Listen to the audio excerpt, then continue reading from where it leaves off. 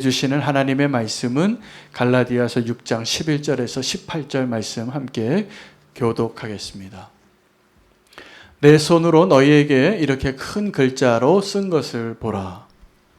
그는 육체의 모양을 내려하는 자들이 억지로 너희에게 할례를 받게 하면 그들이 그리스도의 십자가로 말미암아 박해를 면하려 함뿐이다. 할례를 받은 그들이라도 스스로 율법은 지키지 아니하고 너희에게 할례를 받게 하려 하는 것은 그들이 너희의 육체로 자랑하려 함이라. 그러나 내게는 우리 주 예수 그리스도의 십자가 외에 결코 자랑할 것이 없이 그리스도로 말미암아 세상이 나를 대하여 십자가에 못 박히고 내가 또한 세상을 대하여 그러하노라. 할례나 무할례가 아무것도 아니로되 오직 새로 지으심을 받은 것만이 중요하니라. 오로지 규례를 행하는 자에게와 하나님의 이스라엘에게 평강과 긍휼이 있을지어다.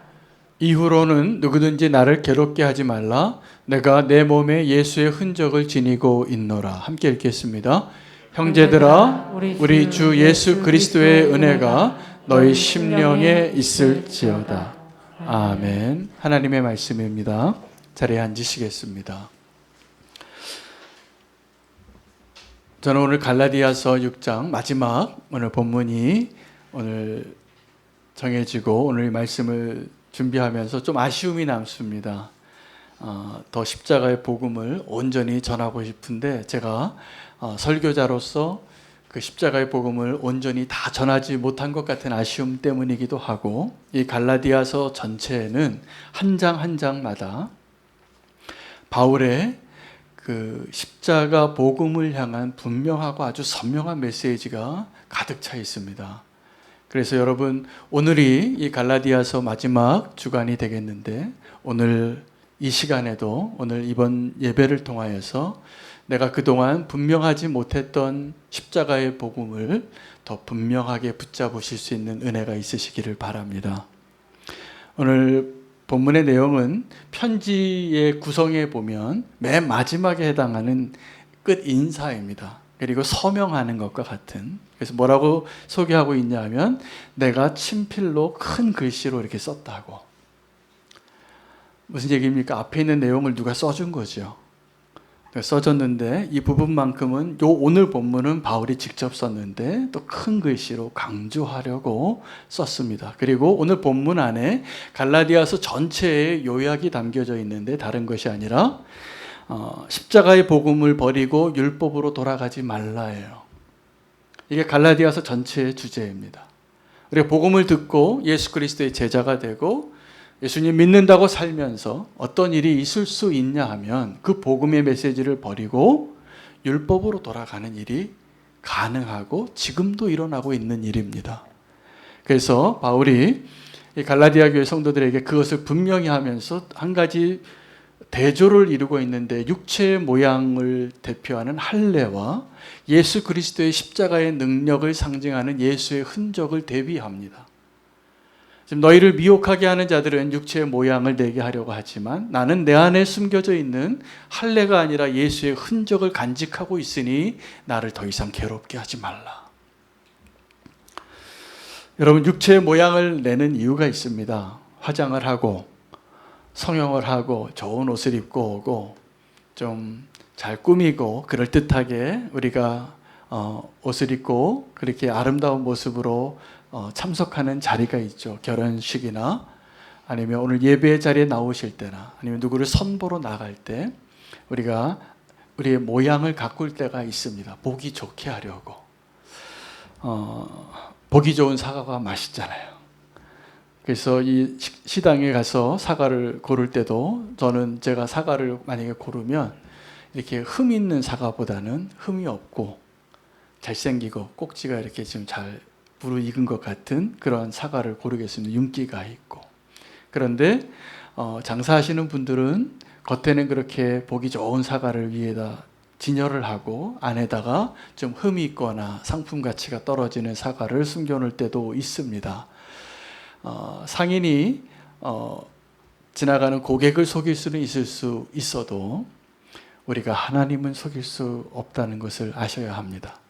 왜냐하면 하나님은 우리의 눈에 보이지 않는 것을 더 잘 보시기 때문에 그렇습니다. 우리가 눈에 보이는 것으로 누군가를 판단할 때가 많습니다. 사과 하나 고를 때도 우리가 눈에 보이는 것으로 판단하지요. 하나님께서 그 사무엘을 보내셔서 이제 사울 왕이 아니라 새롭게 기름 부은 왕을 고르게 할 때 선지자를 보내고 그의 믿음의 눈을 시험하셨어요. 그의 인간의 눈에는 그 이새의 집에 아들이 8명이 있는데 첫째도 왕같이 보이고 둘째도 왕같이 보이고 셋째도 왕같이 보였던 것입니다. 계속 실패하면서 다윗을 발견하지 못하고 있을 때 하나님께서 사무엘에게 말씀하시죠. 너는 지금 눈에 보이는 것으로만 보는구나. 그 만남 그 자체에도 사무엘이 이새의 집에 갈 때에도 하나님이 세우신 왕을 발견하고 그를 찾을 때에도 하나님의 목적이 하나님의 가르침의 목적이 있는데 우리는 여전히 눈에 보이는 것을 가지고 왕을 찾습니다. 사람을 하나 세울 때에도 잘 속지요. 저 사람이 정말 훌륭한 리더라고 생각하고 우리가 투표했는데 또 실망할 때가 많아요. 우리가 어떤 사람을 믿고 따랐는데 또 실망할 때가 많아요. 여러분, 사람을 택할 때뿐만이 아니라 시대를 읽을 때도 우리는 눈에 보이는 것으로 판단해서 실패할 때가 많습니다. 예레미야가 사역하던 그 당시에 하나님의 계획은 이 예루살렘에 사는 사람들을 바벨론으로 포로로 보내는 것이 그들을 향한 구원의 계획이었어요. 그래서 선지자를 보냅니다. 너희는 저 갈대아 사람들이 와서 너희를 포로로 끌고 가면 끌려가라. 거기서 살라고. 70년 되면 다시 돌려보내겠다고. 그게 예레미야의 메시지였는데 그들이 들었습니까? 안 듣습니다. 그들이 보기에는 이 하나님의 선지자가 포로로 끌려가라고 하는 메시지를 주기보다는 지금 우리와 함께 하신 저 갈대아 사람들을 대적하여 승리하게 해 주실 거라는 그 메시지를 듣고 싶은 거죠. 근데 하나님의 계획은 포로로 끌려가는데 불순종했습니다. 그래서 왕족과 대표적인 사람들만 끌려가고 예루살렘에 나머지 사람들이 남았는데 그 사람을 향하여서 예레미야가 또 선지자의 메시지를 전해요. 여기에 남아서 살라고. 근데 그들이 또 어디로 가냐면 애굽으로 가요. 또 반역하고 하나님이 세운 사람을 또 죽이고 애굽으로 가지 말라고. 여기서 좀 살라고. 근데 그들이 또 갑니다. 결국은 그 애굽에서 하나님의 심판의 칼을 또다시 경험하게 돼요. 애굽의 우상들과 함께 이스라엘 백성들을 향한 하나님의 심판의 메시지가 또 한 번 성취됩니다. 여러분, 우리가 사람을 구별할 때나 이 시대를 구별할 때나 우리가 내 눈에 보이는 대로 판단할 것이 아니라 믿음의 눈으로 판단할 수 있는 그 믿음의 눈이 꼭 열리시기를 축복합니다. 그렇지 않으면 우리가 눈에 보이는 그 육체의 모양을 내는 일에 현혹되기 쉬울 것입니다. 오늘 그 갈라디아서를 정리하면서 바울이 뭐라고 이야기하냐면 너희로 다시 한번 할례를 받으라고 하는 사람들의 진짜 의도를 알고 있느냐고 두 가지 그들의 진짜 동기를 드러내 줍니다. 그들이 너에게 찾아와서 이제 십자가의 복음을 버리고 다시 할례를 받으라고 하는 이유 첫 번째는 그들이 예수 그리스도의 십자가 때문에 받게 될 그 핍박을 피하게 하기 위해서라는 거예요. 두 번째는 너희의 육체를 자랑하게 하려 하기 위함이라는 거예요. 그런데 그 사람들이 자기들은 그 할례를 지키지도 않아요. 그 율법을 지키지도 않으면서 그들을 할례 주고 율법을 따르는 자로 만들어서 자랑하고 싶은 거예요. 이 두 가지에 대해서 우리가 오늘 확인해 보시기 바랍니다. 여러분, 믿음 생활하시면서 예수님께서 우리에게 허락하신 십자가의 자리로 나아갈 때 기쁘시던가요? 아니면 두려우시고 좀 그것을 피하고 싶으시던가요? 대부분 피하고 싶습니다. 그래서 그 길을 좀 피해 가고 싶고 누군가가 우리가 믿음 생활을 하고 주님의 길을, 그 좁은 길을 갈 때 그 피할 길을 주시면 어떻게 할까요? 우리가 할렐루야 라고 기뻐합니다. 피할 길을 주셨으니. 그러나 한 번만 더 생각을 해보면 하나님 우리의 믿음의 여정 가운데 십자가를 경험하게 되는 그 고난의 자리, 아픔의 자리, 눈물의 자리가 사실은 정말 우리를 살리는 자리이고 우리가 정말 믿음으로 설 수 있도록 하나님이 은혜를 주는 시기입니다. 그래서 우리가 믿음으로 해석할 수 있어야 돼요. 우리가 신앙생활 하면서 이것은 너무나 강력한 유혹이에요. 이 두 가지가 다.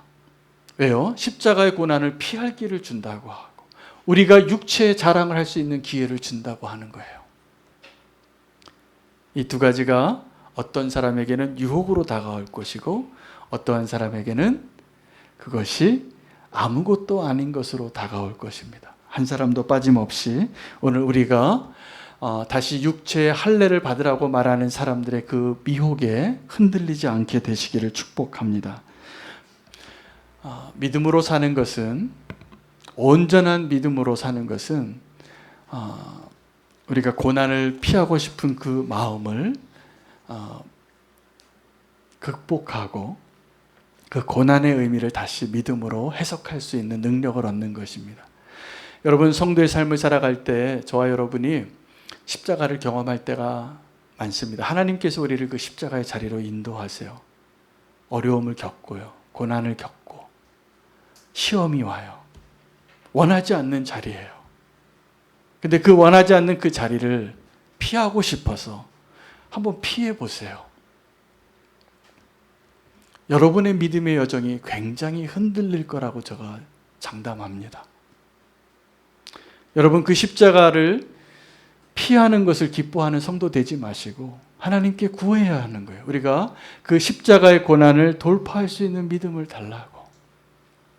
쉽지 않은 이야기이지만 그 믿음의 길을 경험해 본 사람은 예수 그리스도의 흔적을 가지고 이제 이 세상의 모든 풍파를 두려워하지 않는 견고한 믿음의 사람이 될 것이라 저는 믿습니다. 두 번째 유혹은 십자가를 피하는 것이 아니라 우리의 육체를 자랑하게 하는 것입니다. 여러분, 자랑하는 것은 사실은 저와 여러분을 위태롭게 합니다. 바울이 이 고린도 교회에 쓴 편지나 갈라디아 교회 성도들을 향하여 쓴 편지에서 자기가 무엇을 자랑했는가를 이야기하는데, 그가 자랑할 거리가 많이 있었던 사람이지만 그가 자랑한 내용의 핵심은 자기의 연약함이었어요.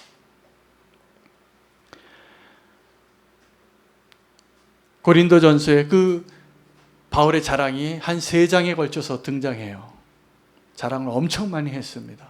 근데 그 자랑을 잘 들여다보면 자기가 삼층천의 경험을 했던 것조차도 내가 다른 사람과 비교할 수 없는 그 놀라운 영적인 체험을 했다는 것을 자랑하는 것이 아니라 그 놀라운 영적인 체험 때문에 하나님이 주신 내 육체의 가시를 자랑한 거예요. 여러분, 어떤 사람의 그 자랑을 잘 들어보시기 바랍니다. 지금 나는 무엇을 자랑하고 있고 나는 지금 무엇을 부끄럽게 생각하고 있는가? 여러분, 혹시 나는 나의 지금 가난함을 가난함을 부끄러워하고 있지는 않습니까? 나의 실패를 부끄러워하고 있지는 않습니까? 나의 능력 없음을, 실패한 것과 같은 그 인생을, 나의 지나간 날의 그 부끄러운 모습을 부끄러워하고 있지는 않습니까? 사실은요, 지금 우리가 부끄러워할 만한 그 모든 것들은 예수 그리스도의 십자가에서 다 처리된 것들이에요. 여러분, 우리가 자랑하고 싶은 것도 그 예수 그리스도의 십자가에서 다 처리된 거예요. 갈라디아서의 결론이 할례나 무할례나 아무것도 아니다. 이제 새롭게 해주신 그것만이 중요한데 예수 그리스도의 십자가의 능력이에요. 내가 무엇을 부끄러워하는가가 그 사람의 믿음의 수준을 보여주는 것입니다. 바울은 내가 이 복음을 부끄러워하지 아니하노니 라고 말하면서 부끄러운 사람들의 그 죄악의 항목들을 쫙 나열해요.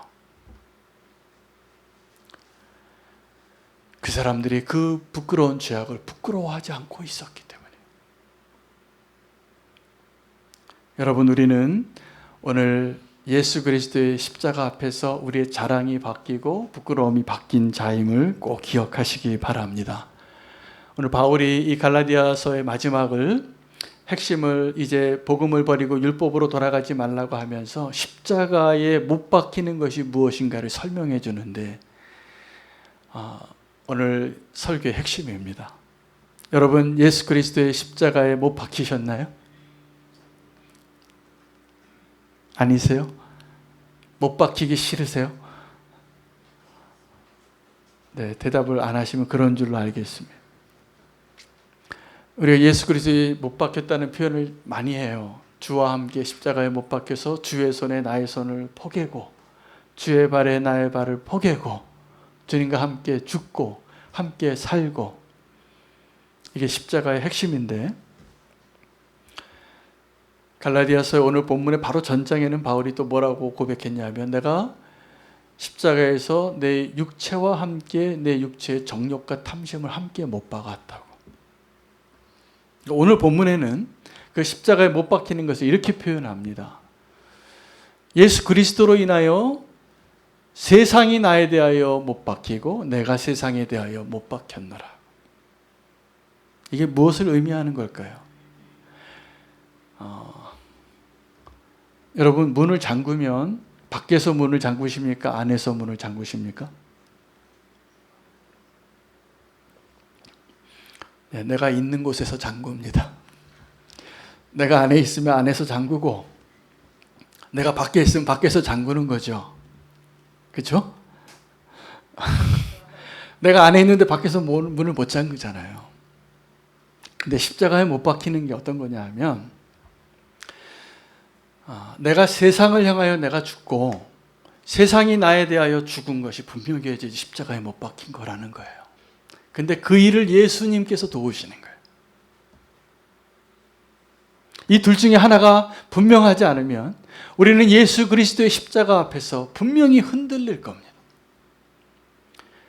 내가 예수 그리스도의 십자가에 대해서 분명히 아는 것 같은데 그 믿음의 길을 십자가의 능력으로 가는 게 힘겨워요. 의심이 나고 믿음의 길이 흔들리고 내 마음이 자꾸 왜 이렇게 요동치는지 모르겠어요. 왜요? 이것이 아직 안 됐어요. 온전한 십자가가 아직 안 완성됐어요. 온전한 십자가는 세상이 나에 대하여 못 박히고 내가 세상에 대하여 못 박힌 것인데, 이것을 다르게 표현하면 못 박힌다라는 표현은 미워한다는 표현이에요.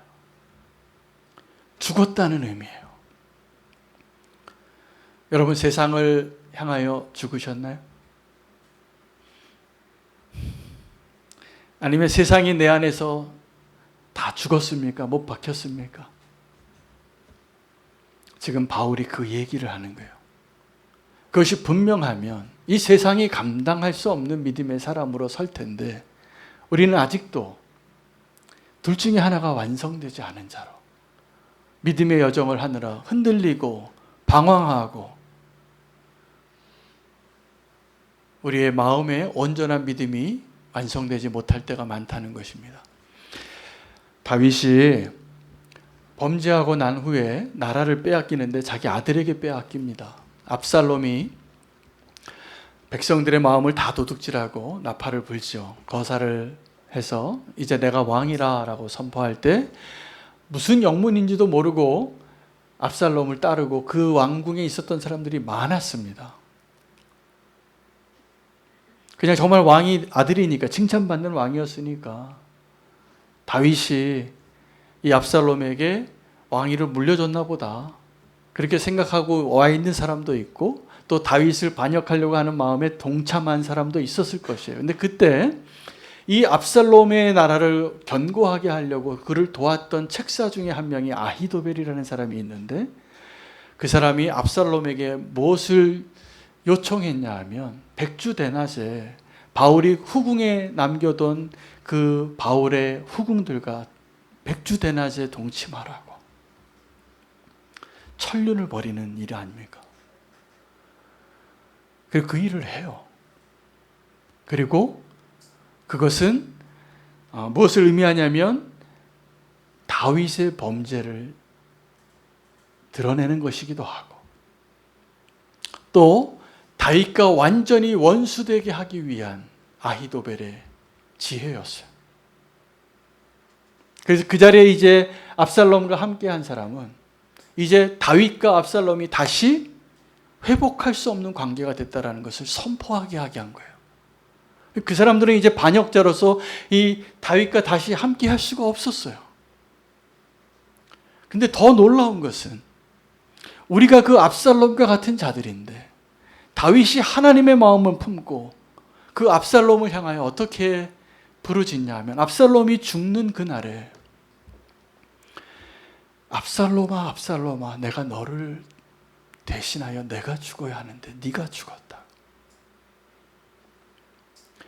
여러분, 여기에서 아히도벨은 사단의 의도를 성취하는 자의 상징적인 인물이고, 그 자기의 거사가 실패하니까 돌아가서 죽습니다. 자살합니다. 근데 이 다윗은 자기가 범죄하고 나라를 빼앗겼음에도 불구하고 정확하게 하나님 아버지의 마음을 드러내는 자예요. 다윗이 그 압살롬 죽이고 싶지 않았을까요? 배은망덕한 아들인데 백성들 마음 다 도둑질해서 자기 스스로 왕이 되고 자기의 아내들을 다 대낮에 겁탈하고 그리고 왕이 됐어요. 죽여도 되잖아요. 근데 다윗은 그의 죽음을 정말 애통해합니다. 여러분, 이게 적합한 비유인지는 모르지만 정말 하나님의 은혜를 경험하기 위해서 이 아히도벨이 압살롬에게 요구했던 것, 다윗과 원수되게 하는 것이, 우리는 하나님과 원수된 것을 지금 요구하는 것이 아니라 바울은 이 세상과 원수된 자가 되라는 거예요. 여러분, 세상이 달콤하죠. 그래서 하나님도 좋고 이 세상도 좋고 성공도 좋고 십자가도 좋고 그런 게 없다라는 거예요. 우리는 이 세상을 향하여 십자가에 못 박혔는지 오늘 확인해 보시기 바랍니다. 세상은 나를 향하여 못 박고 있는지 확인해 보시기 바랍니다. 그게 아니기 때문에, 그것이 아직도 완성되지 않았기 때문에 우리의 믿음이 흔들립니다. 이 달콤한 유혹, 여러분 오늘 이 본문에 갈라디아 교회 성도들에게 다시 율법으로 돌아가 할례를 받으라, 이거 엄청난 달콤한 유혹이에요. 십자가를 피할 수 있고 그 박해를 피할 수 있고 육체를 자랑할 수 있고, 여러분 그런 기회가 올 때마다 저와 여러분, 우리는 어떠한 선택을 하고 있었습니까? 오늘 그것을 분명히 하라는 것입니다. 예수 그리스도의 십자가에 처리된 것이 뭐냐 하면, 이전에 나의 모든 부끄러움과 이전에 나의 모든 자랑을 다 처리한 것이에요. 그래서 이전에는 할례와 무할례가 중요했지만 이제 예수 그리스도의 십자가를 통과한 사람에게는 이것이 아무것도 아닌 것입니다. 바울이 이 육체의 모양을 내고 할례를 자랑하게 하는 그 사람들에게 무엇을 자랑하냐 하면, 이번에 또 하나의 자랑이 나오죠. 나를 다시 괴롭게 하지 말라. 나에게는 예수 그리스도의 흔적이 있노라. 여기서 그 흔적이 스티그마예요. 여러분, 흔적은 내가 경험해보지 않은 것은 흔적으로 남지 않습니다.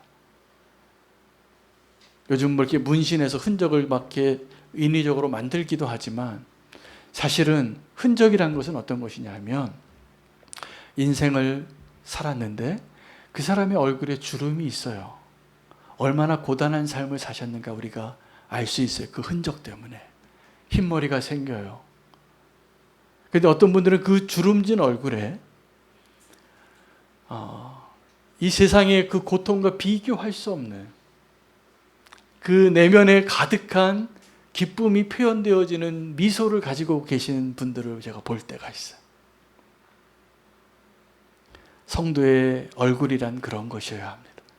내 얼굴에 주름살이 많지만 내 안에 있는 진정한 기쁨으로 진정한 그 기쁨이 표현되어지는, 여러분, 그것이 내 안에 가지고 있는 예수 그리스도의 흔적과 같은 것이에요. 오늘 이 예수의 흔적은 무엇을 의미하는 것이냐 하면 나의 경험의 증거이기도 하고 예수님의 선택을 증거하는, 예수님의 소유를 증거하는 사인이기도 해요. 오늘 바울이 이 편지에 자기 사인을 하거든요. 큰 글씨로. 그래서 또 하나 자기가 소개하는 것은 예수님의 사인이에요. 여러분, 저와 여러분 안에 그 예수님의 흔적이 있다는 것은 예수님이 저와 여러분을 택하시고 이제 너는 내 것이라 라고 남겨놓으신 그 놀라운 축복의 흔적들이 있습니다. 이것을 이 요한계시록을 잘못 해석하는 분들은 그 인을 받은 사람들이 있다고, 구원받은 사람은 다 그 인침을 받아야 돼. 이게 바로 그 스티그마예요. 그거 이상한 이단이 막 열심히 전도해서 그 14만 4천에 들어서 그 인침을 받은 그 선택받은 자가 되는 게 아니라 우리가 예수 그리스도의 그 스티그마가 있으면 주님께서 우리의 구원을 분명히 보장해 주실 거라 저는 믿습니다. 오늘 그 흔적을 확인하시는 시간 되시기를 바랍니다.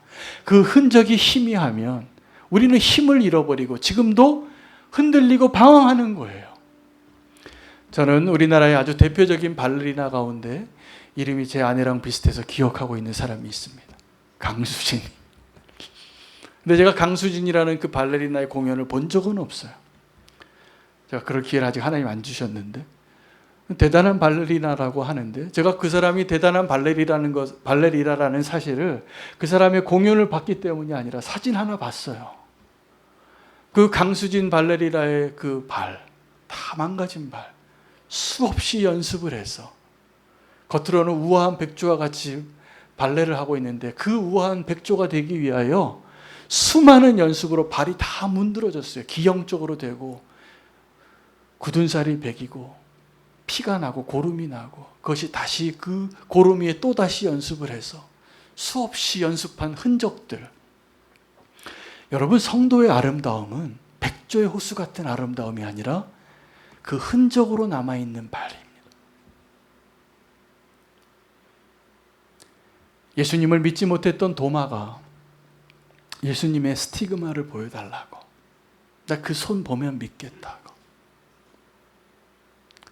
의심하는 제자에게 변화산에서의 모습을 보여줘도 안 믿었어요. 그 소식을 전해준 사람들의 말도 안 믿었어요. 근데 그 흔적 보여주면 믿는 것입니다.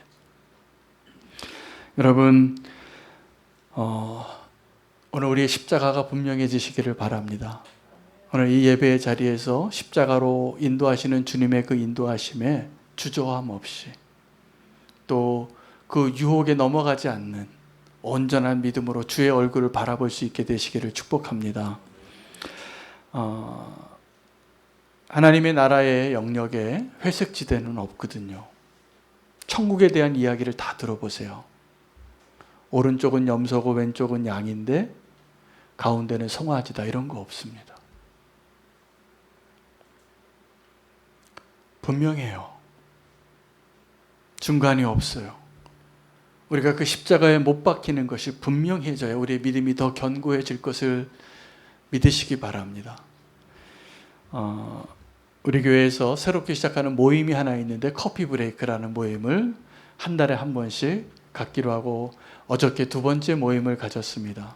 우리 신앙의 여정 가운데 어려운 질문, 쉬운 질문 많이 나오시고 함께 토론하고 가벼운 마음으로 이렇게 대화하면서 유익을 얻는 시간이 되었는데, 첫 번째 모임을 가졌을 때 한 성도님이 다음번에는 이런 주제를 가지고 좀 토론하고 싶다고 제안해 주신 주제가 있는데 이런 거였습니다. 저희 카톡이 왔는데, 목사님 다음번에는 욥기의 주제가 뭔지 목사님의 소견으로 한번 듣고 싶다고.